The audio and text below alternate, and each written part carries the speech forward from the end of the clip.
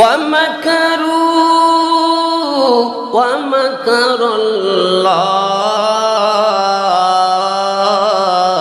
ওয়াল্লাহু খায়রুল মাকিরিন।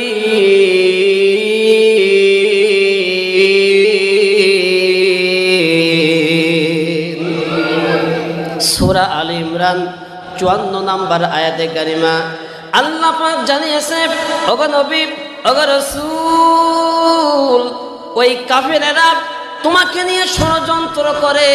ও ইমানদার বান্দারা, তোমাদেরকে নিয়ে মুনাফিকেরা ষড়যন্ত্র করে।